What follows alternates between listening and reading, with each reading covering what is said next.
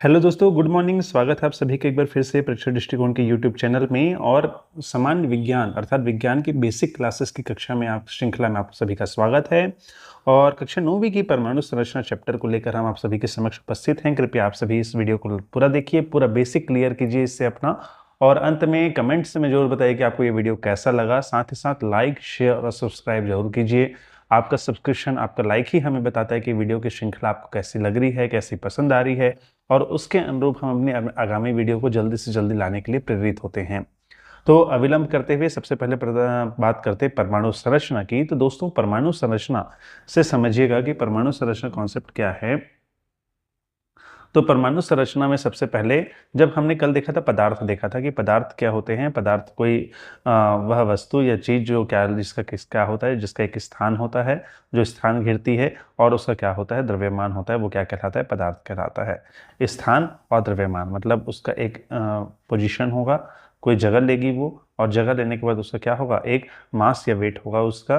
तो ये जो चीज किस में होती है उसे क्या कहते हैं, पदार्थ कहते हैं। तो यहाँ पर ये आता है कि पदार्थ तो चलिए ठीक है, पदार्थ के बारे में हमें पता चल गया है। तो अब ये आता है कि पदार्थ का मूलभूत या बेसिक कण क्या है। बेसिक मतलब एक किससे मिलकर पदार्थ बना है, क्या चीज है जिससे मिलकर क्या बना है, पदार्थ बना है। तो इसके बारे में बहुत सारे लोगों की खोज क्या है उस शताब्दी में चल रही थी। और उस सूक्ष्मतम कण को बहुत सारे लोग पदार्थ को क्या कहते हैं, क्या हुआ, तो इसके बारे में बात किया गया कि जो पदार्थ का, किसी भी पदार्थ का जो स्मॉलेस्ट पोर्शन है, छोटा से छोटा कण है, उसे क्या कहा जाता है, उसे कहा जाता है परमाणु कहा जाता है। याद रखिएगा, परमाणु क्या है, किसी भी पदार्थ का सूक्ष्मतम कण, छोटे से छोटा, स्मॉलेस्ट जो मॉलिक्यूल है, स्मॉलेस्ट जो कण है, वो क्या है, परमाणु है। तो परमाणु की हिस्ट्री पे चलते हैं कि परमाणु की हिस्ट्री किस प्रकार आई। तो जैसा आप जानते हैं कि हमारी भारतीय संस्कृति, जो वैदिक संस्कृति, काफी समृद्ध थी। तो यहाँ पर भी प्रारंभ होता है महर्षि कणाद से, जो एक भारतीय चिंतक थे। और उन्होंने, महर्षि कणाद ने यह बताया था कि किसी पदार्थ का जब हम विभाजन करते जाते हैं तो एक सूक्ष्मतम कण प्राप्त होगा। उन्होंने क्या बोला कि किसी भी पदार्थ का विभाजन करते जाएंगे तो एक सूक्ष्मतम कण प्राप्त होगा, ऐसा महर्षि कणाद ने बताया था। और महर्षि कणाद के बाद दो वैज्ञानिक थे जिनका नाम था लियोसिपस और डेमोक्रिटस। ये दो वैज्ञानिक हैं। इन्होंने भी उस सूक्ष्मतम कण का ऐसा खोज किया, और उन्होंने उस सूक्ष्मतम के बारे में नाम क्या दिया, उनका एटमॉस नाम दिया। उसका नाम दिया उन्होंने एटमॉस। इस सूक्ष्मतम कण के बारे में उन्हें लिखा। तो ये थी इनिशियल में महर्षि कणाद और लियोसिपस और डेमोक्रिटस ने कहा। उसके बाद आते हैं दोस्तों जॉन डाल्टन। सन था 1808, और डाल्टन ने अपनी बुक जो है, उनकी बुक थी new system of chemical philosophy, new system of chemical philosophy. इसमें उन्होंने एक थ्योरी दी, बकायदा एक सिद्धांत दिया, जिसे आप हम क्या कहते हैं, परमाणु सिद्धांत कहते हैं, या एटॉमिक थ्योरी इंग्लिश में कहते हैं। तो इनकी एटॉमिक थ्योरी ये कहती है दोस्तों कि ये कहते हैं कि सभी पदार्थ परमाणुओं से बने होते हैं। सही पदार्थ किससे बने होते हैं, परमाणुओं से बने होते हैं। और परमाणु क्या है, परमाणु अविभाज्य, मतलब जिनको बांटा नहीं जा सकता, और सूक्ष्मतम कण है। उस समय तक क्या बोलते थे कि परमाणु छोटा से छोटा कण है, जिसे और अधिक विभाजित या और अधिक डिफरेंशिएट या और अधिक उसको सेपरेट नहीं कर सकते हैं। और ये कहते थे कि जो परमाणु सूक्ष्मतम कण होते हैं, ये अभिक्रिया में न तो बनते हैं, न ही उनका विनाश होता है, मतलब ये कांस्टेंट रहते हैं। ये नष्ट और बनने वाले नहीं हैं, ये जो हैं वो शुरू से होते हैं और अंत तक रहते हैं। तो यहाँ पर परमाणु के बारे में बात हो गई थी। इसके बाद होता है कि किसी तत्व में जो परमाणु हैं वो सूक्ष्मतम कण हैं, अर्थात बहुत सारे मॉलिक्यूल, बहुत सारे एटम जब बनते हैं तब एक एलिमेंट बनता है। तो इन सभी परमाणुओं का द्रव्यमान और रासायनिक गुणधर्म, जो उनका मास है और उनकी केमिकल प्रॉपर्टीज है, वो क्या होती है, हमेशा एक समान होती है। इसके बाद इन्होंने कहा कि अलग अलग तत्वों के, एक परमाणु को तो हमने बात कर लिया, फॉर एग्जांपल मान लीजिए यहाँ पे हम बात करते हैं आयरन की। तो हम बात करते हैं आयरन की। तो आयरन में जितने भी परमाणु होंगे, आयरन के जितने भी परमाणु होंगे, उनका मास और उनकी केमिकल प्रॉपर्टी क्या होगी, सेम होगी, एक समान होगी। लेकिन आयरन और साथ में मान लीजिए कॉपर हो गया, आयरन और कॉपर, तो दोनों के परमाणु की प्रॉपर्टीज क्या होगी, अलग अलग होगी। यहाँ पे यही बात हो रही है कि एक ही तत्व के परमाणु के द्रव्यमान और रासायनिक गुणधर्म क्या होंगे, समान होंगे। उनका मास है और उनके जो केमिकल प्रॉपर्टीज है वो क्या होगा, इक्वल होगा, सेम होगा। लेकिन डिफरेंट डिफरेंट एलिमेंट्स की, अलग अलग तत्वों की जो मास है और जो रासायनिक गुणधर्म है, जो केमिकल प्रॉपर्टीज़ है, वो क्या होगी, अलग अलग होगी। यहाँ से आपने समझ लिया, क्या चीज़ समझा, दो चीज़ समझे हैं। एक ही समान तत्व के मास और केमिकल प्रॉपर्टी सेम होगी, और अलग अलग एलिमेंट्स के मास और केमिकल प्रॉपर्टी क्या होगी, परमाणुओं की, वो अलग अलग होगी। इसके बाद आते हैं कि परमाणु हैं जो आपस में जुड़ते हैं और जुड़ के क्या बनाते हैं, यौगिक बनाते हैं। कल हमने देखा था, जैसे फॉर एग्जांपल पानी, तो पानी में हमने देखा H2O, इसमें हमने देखा कि हाइड्रोजन के कितने परमाणु, 2 परमाणु, और ऑक्सीजन का कितना परमाणु, 1 परमाणु। ये दोनों परमाणु जुड़ के क्या बना रहे हैं, यौगिक बना रहे हैं, कंपाउंड बना रहे हैं। और इसी यौगिक में हमने देखा, फिर इसके बाद जॉर्ज डाल्टन कहते हैं कि यौगिक में परमाणु की संख्या और प्रकार क्या होता है, निश्चित होता है, बिल्कुल निश्चित होता है। आप जानते हैं कि कांस्टेंट होता है ये कैसा होता है, ये कांस्टेंट होता है, इसमें कोई भी बदलाव नहीं होता कि H2O ऑलवेज H2O, इसका रेशो हमेशा क्या होगा, 2:1 का ही रेशो रहेगा, इस रेशो में कोई परिवर्तन नहीं होगा। तो ये तो बात थी दोस्तों इनिशियल पे जॉर्ज डाल्टन के परमाणु थ्योरी की। इन्होंने ये बोल दिया था कि परमाणु क्या है, अविभाज्य हैं, इंडिविजिबल हैं, इनमें और विभाजन नहीं हो सकता है। लेकिन अब चूंकि साइंस है दोस्तों, एक्सपेरिमेंट रेगुलर चलते रहते हैं, तो आगे के एक्सपेरिमेंट्स में क्या हुआ कि इस समय गैसों की चालकता मतलब कि गैस विद्युत के चालक हैं या नहीं, इसके एक्सपेरिमेंट चल रहे थे। इस एक्सपेरिमेंट में क्या करते थे, एक वैक्यूम ट्यूब लेते थे और इस ट्यूब में क्या करते थे, गैस भरते थे कोई, और गैस भरने के बाद इसमें जो इलेक्ट्रोड होते थे, इनके बीच क्या करते थे, हाई वोल्टेज क्रिएट करते थे। हाई वोल्टेज क्रिएट करने के बाद ये देखा गया कि कई बार एनोड से कैथोड में, और कई बार एनोड मतलब कि दोस्तों पॉजिटिव चार्ज, पॉजिटिव साइड याद रखिएगा, और कैथोड मतलब कि निगेटिव साइड याद रखिएगा। तो निगेटिव साइड और पॉजिटिव साइड की तरफ जो है एक रेज निकलती है। ये रेज किस पे डिपेंड करती है, ये क्या गैस लिया गया है उस पर डिपेंड करती थी। तो ये जब एक्सपेरिमेंट चल रहे थे तो गोल्डस्टीन नाम के व्यक्ति ने, वैज्ञानिक का नाम क्या था यह याद रखिएगा, गोल्डस्टीन। तो गोल्डस्टीन ने देखा कि जब लो प्रेशर पे, किसी लो प्रेशर, यहाँ पे लो प्रेशर पे, कम दबाव अर्थात कि लो प्रेशर पे हम क्या करते हैं, किसी नली में विद्युत विसर्जन, मतलब वही है विद्युत विसर्जन कहने का मतलब है कि दोनों इलेक्ट्रोड्स के बीच हाई वोल्टेज डिफरेंस क्रिएट करते हैं। तो क्या होता है कि निगेटिव कैथोड अर्थात निगेटिव जो हमारा टर्मिनल है से एक रे निकलती है, और उस रे को उन्होंने क्या नाम दिया, कैथोड रे नाम दिया।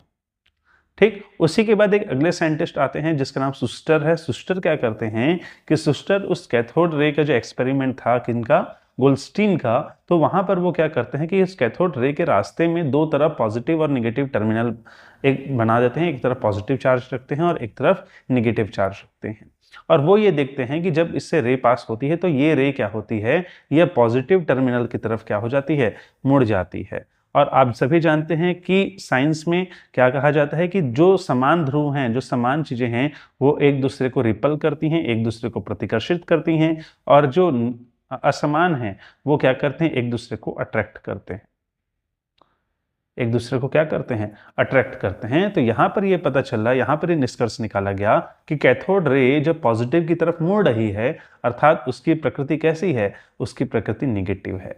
मतलब कैथोड रे कैसी है, निगेटिव प्रकृति की है, इसकी प्रकृति निगेटिव है।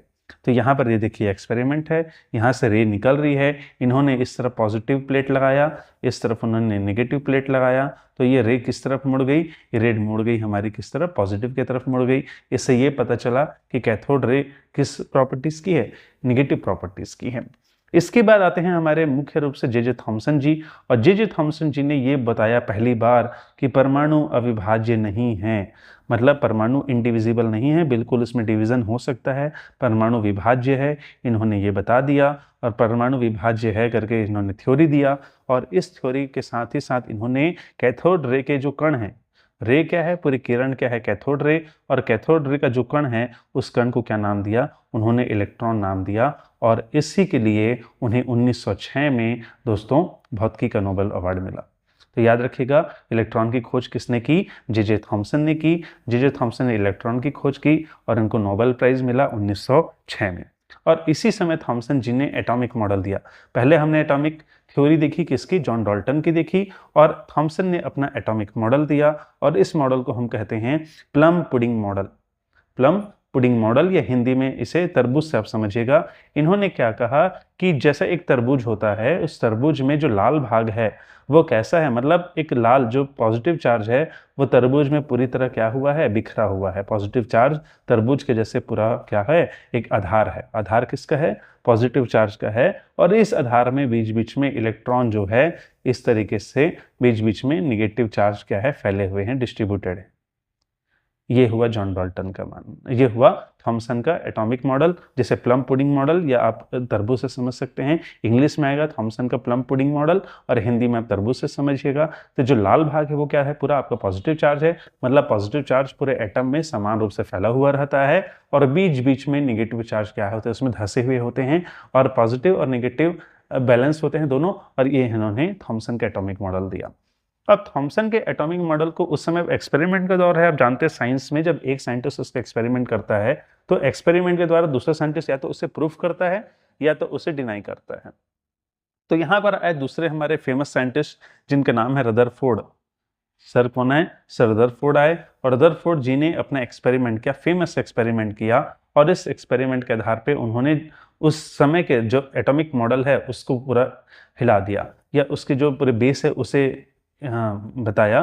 तो उन्होंने बताया, उन्होंने कैसे बताया, उन्होंने गोल्ड फॉइल लिया। फॉइल से समझिएगा जिस प्रकार से आप एल्यूमिनियम फॉइल रोटी और दूसरी चीज़ें पैकिंग करने के लिए हम घरों में जो यूज़ करते हैं, एल्यूमिनियम की पन्नी यूज़ करते हैं, तो वैसे ही उन्होंने गोल्ड का फॉइल यूज़ किया। गोल्ड का फॉइल यूज़ इसलिए किया कि गोल्ड एक ऐसी धातु है जो बहुत ज़्यादा पतला जिसको किया जा सकता है। तो गोल्ड फॉइल उन्होंने यूज़ किया, और उस गोल्ड फॉइल में बहुत तेज गति के अल्फा कण, बहुत तेज गति के अल्फा कण, अल्फा कण एक्चुअल में क्या होते हैं दोस्तों, हीलियम के एटम होते हैं, हीलियम का मॉल होता है, और जिसमें क्या होता है, पॉजिटिव चार्ज होता है। तो अल्फा कण किसे समझिए, हीलियम से समझिए।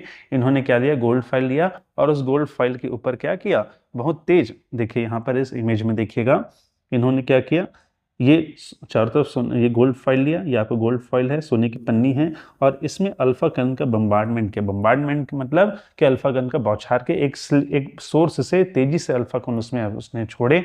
और उन्होंने ये देखा, उनके एक्सपेरिमेंट में उन्होंने देखा, यहाँ पर दिखा हुआ दिख रहा है आपको कि फॉइल ब्लू कलर का फॉइल है, सोने की पतली पन्नी है, और इस पतली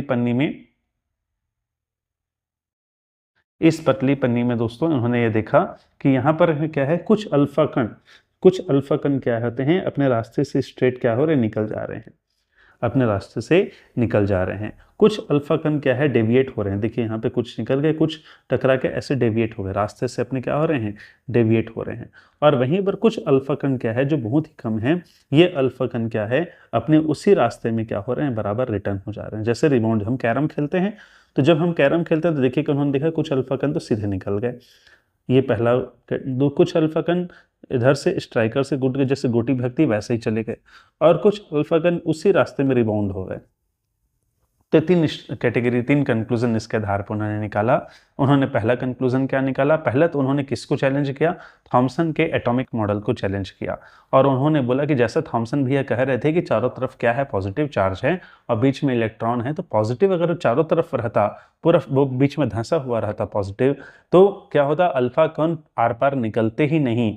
क्यों आर पार नहीं निकलते, कि अल्फा कण भी पॉजिटिव नेचर के हैं, और जैसे थॉमसन कह रहे हैं कि पूरा बीच में जो लाल भाग है वो क्या है, पॉजिटिव है, तो ये आर पार जाते ही नहीं, ये तो क्या हो जाते, रिबाउंड हो जाते। मतलब कि पूरे एटम में ऐसा नहीं कि पूरा पॉजिटिव चार्ज फैला हुआ है। यहाँ पर उन्होंने देखा कि जब अल्फा कण आर पार निकल रहे हैं, इसका कहने का मतलब ये है कि अधिकांश जगह क्या है, एटम की खाली है, इसलिए अल्फा कण आर पार निकल रहे हैं। इसके बाद उन्होंने देखा कि बहुत कम अल्फा कण जो है अपना पाथ क्या करते हैं, डेविएट करते हैं। मतलब पाथ डेविएट नहीं हो रहा है, कहने का मतलब है कि पॉजिटिव चार्ज बहुत ही कम स्थानों पर है। पॉजिटिव चार्ज कहाँ है, बहुत ही छोटे स्थान पर है, कम स्थान पर है। और 20,000 में से कोई एक जो है वो अपने रास्ते में वापस हो जा रहा है, अल्फा कण पूरा टोटल रिबाउंड हो जा रहा है। तो यहाँ पर जो कोई भारी चीज होगी जिसमें पॉजिटिव चार्ज काफी ज्यादा होगा, तो ऐसी चीजों को रदरफोर्ड ने क्या कहा, न्यूक्लियस कहा। और उन्होंने बताया कि न्यूक्लियस का आकार क्या होता है, बहुत ही छोटा होता है, बहुत ही बहुत ही छोटा होता है। और इस प्रकार देखिएगा, इस खोज के लिए रदरफोर्ड को क्या कहते हैं, नाभिकीय रसायन का जनक कहते हैं, फादर ऑफ न्यूक्लियर केमिस्ट्री। किसे कहा जाता है, ये कहा जाता है रदरफोर्ड को। फादर ऑफ न्यूक्लियर केमिस्ट्री कौन है, याद रखिएगा, रदरफोर्ड हैं। इन्होंने किसकी खोज की थी, इन्होंने न्यूक्लियस की खोज की। कौन सी न्यूक्लियस, एटॉमिक के न्यूक्लियस, सेल के न्यूक्लियस नहीं, एटम के न्यूक्लियस की खोज की, और इसलिए उन्हें 1908 में नोबेल पुरस्कार मिला। ठीक, 1908 में इसके लिए उन्हें क्या मिला, नोबेल पुरस्कार मिला। और इन्होंने अपने एक्सपेरिमेंट में बताया कि नाभिक की जो त्रिज्या है, मतलब एक एटम का जो त्रिज्या है, नाभिक की जो त्रिज्या है, वह परमाणु की त्रिज्या के 10⁵ गुना छोटी, मतलब इतनी छोटी होती है। कोई परमाणु बहुत बड़ा है तो नाभिक उसके कंपेयर में बहुत ही क्या होगा, बहुत ही ज़्यादा छोटा होगा। इतना आप समझ गए। रदरफोर्ड का मॉडल क्या था, रदरफोर्ड ने थॉमसन के मॉडल को डिनाई कर दिया, और अभी तक रदरफोर्ड का जो मॉडल है वो फेमस है। लेकिन रदरफोर्ड के मॉडल की दोस्तों कुछ सीमाएं थी। क्या सीमा थी इनके मॉडल की, कि ये सीमाएं थी कि रदरफोर्ड जी ने नाभिक के बारे में तो बता दिया कि नाभिक बहुत छोटा साइज का होता है, और ये कहाँ होता है, इलेक्ट्रॉन से बहुत छोटा, एटम से बहुत छोटा होता है उसका नाभिक। लेकिन उसमें वितरण कैसे होता है, इलेक्ट्रॉन का वितरण कैसे होता है, इसके बारे में इन्होंने क्या बताया, नहीं बताया। तो अब आते हैं दो साइंटिस्ट, इन्होंने अब इलेक्ट्रॉनों के वितरण के बारे में बताया, जो बहुत फेमस है, आज भी इनका कॉन्सेप्ट चल रहा है। इनका नाम है नील्स बोर और बरी, जिससे हम जानते हैं बोर और बरी योजना या बोर और बरी स्कीम के बारे में। तो बोर और बरी ने ये बोला, भैया बोर और बरी ने बोला कि कोई नाभिक है, कोई न्यूक्लियस है, ये न्यूक्लियस है, इसके चारों ओर ऑर्बिट्स होते हैं या कक्षाएं होती हैं। जिस प्रकार से आप समझ रहे हैं कि सूर्य है, सूर्य एक नाभिक है, और सूर्य के चारों ओर जो हमारे ग्रह हैं वो अलग अलग कक्षाओं में घूम रहे हैं, ऑर्बिट में घूम रहे हैं।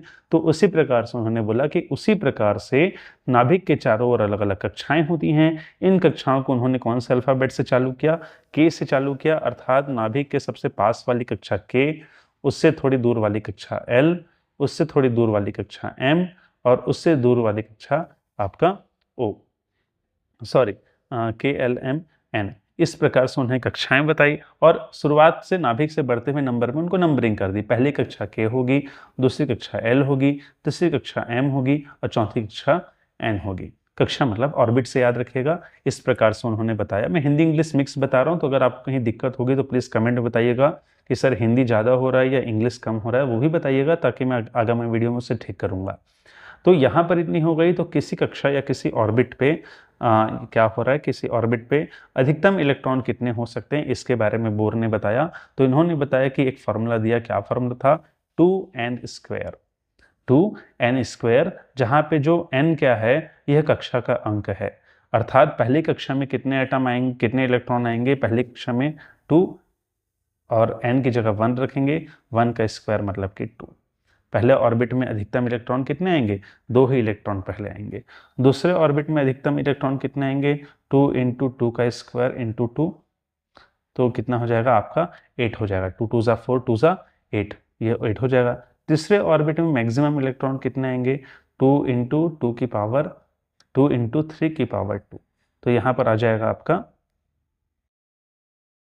2 × 3 की पावर 2। तीसरा ऑर्बिट है तो 3, तो यह हो जाएगा आपका 18। तो इस प्रकार से इन्होंने, बोर ने ये बताया कि किसी भी ऑर्बिट में मैक्सिमम इलेक्ट्रॉन कितने आ सकते हैं।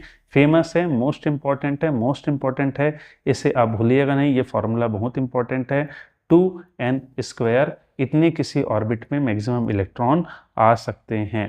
तो और इन्होंने एक और चीज़ बताई कि किसी भी जो परमाणु है, किसी भी एटम है, उसका अंतिम कक्षा या लास्ट जो ऑर्बिट है, जो लास्ट ऑर्बिट है, उसको हम क्या बोलते हैं, वैलेंसी ऑर्बिट या संयोजी कक्षा बोलते हैं। यही कक्षा क्या करती है, इलेक्ट्रॉन के जो परमाणु हैं उसका इलेक्ट्रॉन जो बॉन्ड बनेगा, उस बॉन्ड बनने में हेल्प होती है, केमिकल रिएक्शन में हेल्प होती है। केमिकल रिएक्शन आगे जब हम पढ़ेंगे तो केमिकल रिएक्शन में कौन सी हेल्पफुल होती है, यही संयोजी या वैलेंसी ऑर्बिटल, जो कौन सा ऑर्बिटल होता है, सबसे लास्ट ऑर्बिटल होता है, यह बहुत इंपॉर्टेंट होती है। तो वैलेंसी ऑर्बिटल की बात करते हैं, तो वैलेंसी ऑर्बिटल में जो बोर ने ये कहा कि किसी भी वैलेंसी ऑर्बिटल में मैक्सिमम इलेक्ट्रॉन की संख्या कितनी होगी, 8 होगी। लेकिन सबसे बड़ा अपवाद क्या है, इसका पास सिर्फ K है, जैसे कि हाइड्रोजन और हीलियम। हीलियम में आप जानते हैं परमाणु क्रमांक कितना है, इसका 2 है। और अगर हम इसका नाभिक बना दिए और नाभिक के चारों ओर एक ही कक्षा होगी, क्यों होगी, क्योंकि इसमें इलेक्ट्रॉन कितने 2 हैं, और पहले कक्षा में कितने आते हैं, 2 आएंगे। तो इससे 2 इलेक्ट्रॉन पहले ही कक्षा में से खत्म हो जाते हैं हीलियम के। ये ऑर्बिट बनाया, ये पहला इलेक्ट्रॉन हो गया, ये इसका दूसरा इलेक्ट्रॉन हो गया। तो 2। तो इस प्रकार से यहाँ पर ये अपवाद इसलिए हो रहा है कि यहाँ पे 8 नहीं आ रहे हैं, क्योंकि इसकी एक ही कक्षा है और वही कक्षा इसकी वैलेंसी ऑर्बिटल भी है, और इसी वैलेंसी ऑर्बिटल में कुल इलेक्ट्रॉन कितने हैं, इसके पास मैक्सिमम 2 हैं। तो इसलिए इसका अपवाद केवल क्या है, के में मैक्सिमम कितने आ सकते हैं, 2 आ सकते हैं। बाकी सभी जो ऑर्बिटल होंगे आगामी जो आप पढ़ेंगे उसमें मैक्सिमम वैलेंसी ऑर्बिटल में कितने आएंगे, 8 आएंगे। ऐसा किससे बताया, ऐसा बोर ने बताया, बोरबरी स्कीम। इसके बाद एक कुछ अपवाद हैं, वो याद रखिएगा, अपवाद नहीं है ये, एक्चुअली यहाँ पर एक नियम और आता है जिसे हम अब पढ़ेंगे, इसे बोलते हैं न्यूलैंड का अष्टक नियम। न्यूलैंड का आगामी कक्षा में है, इसे आप देखेंगे जब हम पढ़ाएंगे उस पर, न्यूलैंड का अष्टक नियम या ऑक्टेन रूल। ये ऑक्टेन रूल किस लिए हेल्पफुल होता है, ये ऑक्टेन रूल हेल्पफुल होता है एटम के किसके लिए, उसके स्टेबिलिटी के लिए। कोई एटम कैसे स्टेबिलिटी लाएगा और कौन सा रिएक्शन करेगा, इसके बारे में कौन बताता है, ये ऑक्टेन रूल बताता है। तो ऑक्टेन रूल ये कहता है कि किसी भी एटम की स्टेबिलिटी के लिए उसके लास्ट ऑर्बिट पे 2, 8 या ये जो फुल होंगे इलेक्ट्रॉन, ये स्टेबिलिटी दिखाएंगे। तो इसलिए यहाँ पे अब जब कैल्शियम के इलेक्ट्रॉन एटॉमिक स्ट्रक्चर आप बनाएंगे तो कैल्शियम को आप नॉर्मल शब्दों में क्या करेंगे, आप इस तरीके से बना देंगे। क्योंकि पहले में तो 2 आएंगे मैक्सिमम, दूसरे में 8 आएंगे, अब बचे हुए तीसरे में जाएंगे। तो 2, 8, 10 जो है कैल्शियम के एटॉमिक स्ट्रक्चर इलेक्ट्रॉनिक कॉन्फ़िगरेशन नहीं होता है। वहाँ पर क्या होता है कि तीसरे ऑर्बिट में 10 की जगह में 8 ही इलेक्ट्रॉन रहते हैं और 2 इलेक्ट्रॉन कहाँ चल देते हैं, चौथे ऑर्बिट में चल देते हैं। इससे क्या होता है, कैल्शियम को ज़्यादा स्टेबिलिटी मिलती है न्यूलैंड के अष्टक नियम के कारण। तो ये याद रखिएगा कि कैल्शियम कॉन्फ़िगरेशन क्या है, कैल्शियम का कॉन्फ़िगरेशन है ये। इसके बाद दोस्तों आपकी बुक में जो है वो 1 to 18 तक के सभी एटम्स के इलेक्ट्रॉनिक कॉन्फ़िगरेशन दिए हैं। इसे आप एक बार पढ़िएगा और उसके बाद खुद भी कॉन्फ़िगर कीजिएगा कि कौन से रूल से करना है आपको, 2n² के रूल से करना है। फॉर एग्जांपल सोडियम, सोडियम का इलेक्ट्रॉनिक विन्यास कितना होता है, परमाणु क्रमांक कितना होता है, 11 होता है। तो इसका इलेक्ट्रॉनिक विन्यास कैसे बनेगा, पहले ऑर्बिट पे 2, सेकेंड में 8 और तीसरे में 1।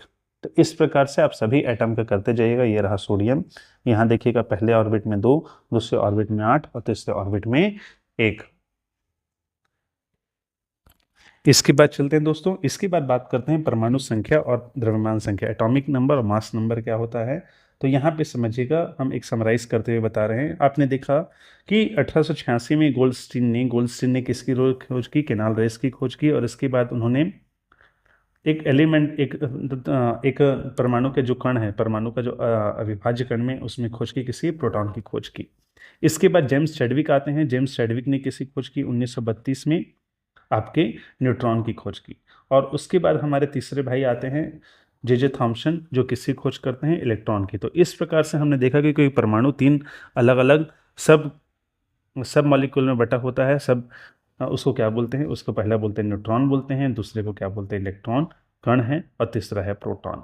तो यहाँ पर हमने देखा कि जो एटम है उसका जो मॉलिक्यूल, उसका जो विभाजन हुआ, उसमें इलेक्ट्रॉन में कौन सा चार्ज होता है, नेगेटिव चार्ज होता है, प्रोटॉन में कौन सा चार्ज होता है, पॉजिटिव चार्ज होता है, और न्यूट्रॉन में कोई चार्ज नहीं होता है। न्यूट्रॉन कैसा होता है, न्यूट्रल या उदासीन होता है। नाम से स्पष्ट है, न्यूट्रॉन न्यूट्रल है या उदासीन है, उसमें कोई चार्ज नहीं होता।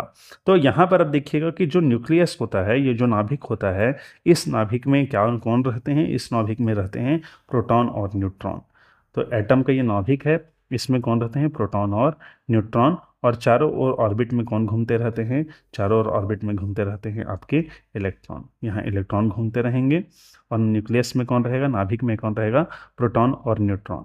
तो यहाँ पर एटॉमिक नंबर क्या होता है। और तीसरी चीज़ याद रखना है कि जितने नंबर ऑफ प्रोटॉन हमारे किस में रहेंगे, एटम में रहेंगे, उतने ही नंबर ऑफ इलेक्ट्रॉन कौन रहेंगे, एटम में रहेंगे। तो प्रोटॉन और इलेक्ट्रॉन का नंबर किसी न्यूट्रल एटम में, मतलब किसी ऐसा एटम जिसमें कोई चार्ज नहीं है, उसमें प्रोटॉन और इलेक्ट्रॉन की संख्या क्या होगी, हमेशा बराबर होगी। The number of proton is always equal to number of electron, ये याद रखिएगा। उसके बाद आते हैं कि जो एटॉमिक नंबर है वो क्या होता है। एटॉमिक नंबर एक्चुअल में होता है कुल प्रोटॉन की संख्या, कि किसी भी एटम में कितना प्रोटॉन है वो क्या बताता है, वो उसका एटॉमिक नंबर बताता है। और एटॉमिक नंबर को किससे डिनोट करते हैं, Z से डिनोट करते हैं, इसे याद रखिएगा।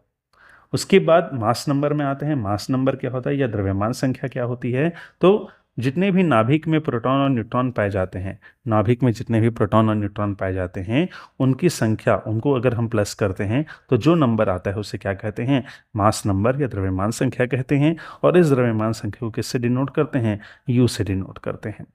और किसी एटम को कैसे डिनोट करते हैं, किसी तत्व को आप अगर आवर्त सारणी या पीरियोडिक टेबल में देखेंगे तो किस प्रकार से लिखा जाता है, तो तत्व का प्रतीक अर्थात उस एलिमेंट को सिंबल जो है उसे लिखा जाता है, और सिंबल के नीचे उसका एटॉमिक नंबर लिखा जाता है, नंबर ऑफ प्रोटॉन कितने हैं उसमें वो लिखा जाता है, और ऊपर में क्या लिखा जाता है, उसका मास अर्थात प्रोटॉन प्लस न्यूट्रॉन कितने हैं वो लिखा जाता है।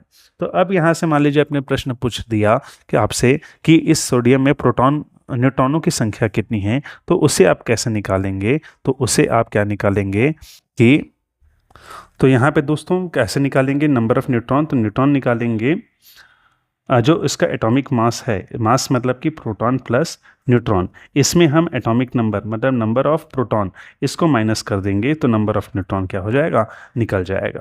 तो यहाँ से आप समझिएगा न्यूट्रॉन कैसे निकालना है। इसके बाद दो और कॉन्सेप्ट बचते हैं, आइसोटोप्स एंड आइसोबार। तो आइसोटोप्स नाम से हिंदी में बोलते हैं इसे समस्थानिक, मतलब समान, मतलब सेम, सेम स्थान। वह एटम जिसका एटॉमिक, वह एटम जिसका किसमें, पीरियोडिक टेबल में, पीरियोडिक टेबल वो है जिसमें हम सभी क्या रखते हैं, सभी एटम्स को स्थान देते हैं। तो वह एटम जिसका आवर्त सारणी में समान पोजीशन हो, एक ही पोजीशन पे जो एटम रहते हैं उस एटम्स को क्या बोलते हैं, आइसोटोप्स कहते हैं। समान स्थान, सेम पोजीशन किसमें, आवर्त सारणी या एटॉमिक में, पीरियोडिक टेबल में। तो यहाँ पर सेम स्थान कैसे होगा, क्योंकि आप जानते हैं कि पीरियोडिक टेबल को, जो आधुनिक पीरियोडिक टेबल है, मॉडर्न पीरियोडिक टेबल है, इसे किस नंबर पे जमाया गया है, किस नंबर से अरेंज किया गया है, तो एटॉमिक नंबर से अरेंज किया गया है, कि जो एटॉमिक नंबर होगा उसके अकॉर्डिंगली उसे अरेंज किया गया है। तो उसके अकॉर्डिंग अरेंज किया गया है, मतलब कि ऐसे एटम्स का क्या होगा, परमाणु क्रमांक क्या होगा, इनका समान होगा, सेम परमाणु क्रमांक होगा। परमाणु क्रमांक क्या होगा, हमेशा सेम होगा। लेकिन क्या डिफरेंस आएगा इनमें, इनमें में परमाणु द्रव्यमान का अंतर आएगा। तो परमाणु द्रव्यमान में अंतर क्यों आएगा, अंतर होगा न्यूट्रॉन के कारण। प्रोटॉन और इलेक्ट्रॉन तो इसमें समान रहेंगे, जितने नंबर ऑफ प्रोटॉन दोनों ही एटम में समान रहेंगे, अंतर किस में आएगा, सिर्फ न्यूट्रॉन के कारण आएगा। फॉर एग्जांपल कार्बन के दो आइसोटोप हैं, जैसे कार्बन 12 जो नॉर्मल कार्बन है, और दूसरा है कार्बन 14। ठीक है, तो कार्बन 14 जो किस में यूज़ होता है, इसका यूज़ करते हैं हम डेटिंग में। डेटिंग मतलब कि जो एज निकालते हैं कि किसी भी पुरातात्विक चीज़ की, पेड़ का या जंतु का, जो हम कार्बन 14 के आधार पर डेट निकालते हैं कितना वर्ष पुराना है, तो इसमें क्या होता है, कार्बन 14 यूज़ होता है। तो यहाँ पे कार्बन 12 और कार्बन 14 का आप देखेंगे तो इसका परमाणु क्रमांक क्या है, 6 है दोनों का। इसका भी परमाणु क्रमांक 6 है, इसका भी परमाणु क्रमांक 6 है। अर्थात दोनों में क्या है दोस्तों, दोनों में जो इलेक्ट्रॉन और प्रोटॉन की संख्या कितनी है, 6 ही है। लेकिन यहाँ पर अब इसका एटॉमिक मास होता है, जो कार्बन 12 है उसका 12 होता है, और कार्बन 14 है उसका कितना होता है, 14 या 14 होता है। तो यहाँ पर अंतर किस लिए आता है, इसमें ये अंतर आता है न्यूट्रॉन के कारण। कार्बन 12 में नंबर ऑफ न्यूट्रॉन कितने हैं, 6 होते हैं, और कार्बन 14 में नंबर ऑफ न्यूट्रॉन कितने होते हैं, 8 होते हैं। तो याद रखिएगा, अगर क्वेश्चन आए कि आइसोटोप में क्या समान होता है, तो आइसोटोप्स में समान होता है प्रोटॉनों की संख्या और उसके इलेक्ट्रॉनों की संख्या आइसोटोप्स में समान होती है। क्या डिफरेंस होता है, तो परमाणु भार में अंतर होता है, और वो परमाणु भार में अंतर किसके कारण होता है, वो परमाणु भार में अंतर दोस्तों न्यूट्रॉन्स के कारण होता है। तो क्वेश्चन अगर आपसे पूछा जाए, कथन और कारण में ही पूछा जाए कि आइसोटोप्स में क्या अंतर होता है, तो न्यूट्रॉन की संख्या का अंतर होता है, प्रोटॉन और इलेक्ट्रॉन क्या होते हैं, समान होते हैं। तो यहाँ पर आ गए कुछ और भी आइसोटोप्स आपकी बुक में दिए गए हैं, जैसे क्लोरीन 35 और क्लोरीन 37। इन आइसोटोप्स का बहुत ज़्यादा उपयोग है दोस्तों, जैसे कैंसर के इलाज में हम क्या करते हैं, कोबाल्ट के आइसोटोप्स का यूज़ करते हैं, घेंघा रोग के इलाज के लिए आयोडीन के आइसोटोप्स का यूज़ करते हैं, और उसी प्रकार से किसी न्यूक्लियर पावर प्लांट, जो न्यूक्लियर प्लांट होते हैं जहाँ पे न्यूक्लियर के माध्यम से पावर जनरेशन होती है, उसमें हम यूरेनियम के आइसोटोप्स का उपयोग करते हैं। तो ये तीनों को याद रखिएगा। कोबाल्ट का आइसोटोप्स का यूज़ किस में, कैंसर ट्रीटमेंट में होता है। आयोडीन के आइसोटोप्स का यूज़ किस में होता है, घेंघा रोग के ट्रीटमेंट में होता है। और यूरेनियम के आइसोटोप्स का इस्तेमाल किस में होता है, तो इसका यूरेनियम और थोरियम के आइसोटोप्स का इस्तेमाल किस में होता है, तो परमाणु भट्ठी जो हमारा न्यूक्लियर पावर प्लांट होता है उसमें होता है। इसके बाद सेम होता है आइसोबार। आइसोटोप हमने देख लिया। आइसोटोप में क्या होता है कि आइसोटोप में एटॉमिक नंबर सेम होता है, एटॉमिक मास डिफरेंट होता है। तो आइसोबार में जस्ट इसका अपोजिट होता है दोस्तों। आइसोटोप में क्या होता है, आइसोबार में क्या होता है, परमाणु भार समान होता है और लेकिन परमाणु क्रमांक क्या होता है, इनका अलग अलग होता है, चूंकि ये दो अलग अलग परमाणु हैं। फॉर एग्जाम्पल कार्बन 14 जो नॉर्मल हमने रेडियोएक्टिव कार्बन देखा, कार्बन 14 और नाइट्रोजन, नॉर्मल नाइट्रोजन, नाइट्रोजन 14। तो दोनों का आप देखेंगे, दोनों का ही क्या है, इसका एटॉमिक मास कितना है, एटॉमिक मास इसका भी 14 है और इसका भी 14 है। लेकिन डिफरेंस कहाँ आ रहा है, इसके एटॉमिक नंबर में। यह नंबर ऑफ एटॉमिक नंबर कितना है, इसका 6 है और इसका एटॉमिक नंबर कितना है, 7 है। तो ये था पूरा पूरा एक बेसिक रफ व्यू आप लोग के सामने, किसके बारे में, एटॉमिक स्ट्रक्चर के बारे में, एटॉमिक मॉडल के बारे में। याद किसे रखना है, इसमें याद रखना है कि कैथोड रे क्या होती है, एनोड रेज क्या होती है। उसके बाद जो तीनों एटम के तीनों डिविजिबल जो पार्टिकल्स हैं, जैसे प्रोटॉन, इलेक्ट्रॉन और न्यूट्रॉन की खोज किसने की है, किसमें क्या क्या चार्ज होता है। इसके बाद आइसोटोप क्या होते हैं, आइसोबार क्या होते हैं, और प्रोटॉन न्यूट्रॉन किस तरह से वितरित होते हैं, बोरबरी की स्कीम क्या है, 2n² क्या है, या जो अपवाद है कैल्शियम उसका इलेक्ट्रॉनिक कॉन्फ़िगरेशन क्या है। तो ये चीज़ें आपको याद रखनी हैं। 3-4 चैप्टर हम कंप्लीट, 2 और चैप्टर हम कंप्लीट करने के बाद इन सभी टॉपिक्स के एक MCQ करेंगे। तब तक आप प्लीज़ कमेंट में हमें बताइएगा ये वीडियो आपको कैसा लगा है। तब तक पढ़ते रहिए, आगे बढ़ते रहिए। और ये बेसिक साइंस के लिए है, आप ऐसा मत समझिए कि केवल और केवल प्रयोगशाला परिचारक के लिए है। ये वीडियो आपकी बेसिक साइंस के लिए भी, GS में भी सेम वीडियो आपको यूज़ होगा। तब तक धन्यवाद।